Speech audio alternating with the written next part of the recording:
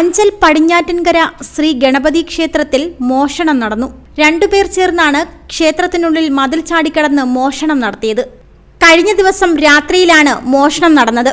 തിടപ്പള്ളിയോട് ചേർന്നുള്ള റൂമിന്റെ കതകു പൊളിച്ച് അകത്തുണ്ടായിരുന്ന മേശയിൽ സൂക്ഷിച്ചിരുന്ന പണവും അതോടൊപ്പം ക്ഷേത്രത്തിന് വെളിയിലുണ്ടായിരുന്ന മേശയിൽ സൂക്ഷിച്ചിരുന്ന പണവുമാണ് മോഷ്ടാക്കൾ കവർന്നത്.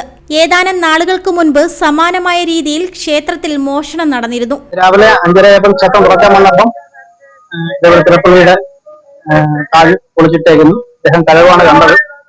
കലയുടെ കിടക്കുമായിരുന്നു, പുറത്ത് റൂമില. ഞാൻ വന്നു, താഴെ പൊളിച്ചിട്ടേക്കുവാണ്. മേശയും കൗണ്ടറിലെ മേശയും പൊളിച്ചു വാരിയിട്ടിട്ടുണ്ട്. മനസ്സിലായി, മോശം സ്വഭാവം മനസ്സിലായി. സംഭവത്തെ തുടർന്ന് അഞ്ചൽ പോലീസ് ക്ഷേത്രത്തിലെത്തി CCTV ദൃശ്യം പരിശോധിച്ച ശേഷം അന്വേഷണം ആരംഭിച്ചു. എന്നാൽ ശ്രീകോവിലോ മറ്റുള്ള ഉപദേവാലയങ്ങളോ ഒന്നും തന്നെ കുത്തിത്തുറക്കാനുള്ള ശ്രമം നടത്തിയിട്ടില്ല. ഇതിനിടയിൽ ബഹളം കേട്ടതിനെ തുടർന്ന് മോഷ്ടാക്കൾ ഓടി രക്ഷപ്പെടുന്ന ദൃശ്യങ്ങളും CCTVയിൽ വ്യക്തമാണ്. റിപ്പോർട്ടർ സജി, അഞ്ചൽ. തിങ്കൾ, ചൊവ്വ, ബുധൻ. ഇത് ഒരു വർഷത്തേക്കുള്ളതുണ്ടല്ലോ. ഇതേ എനിക്കുള്ളതാ.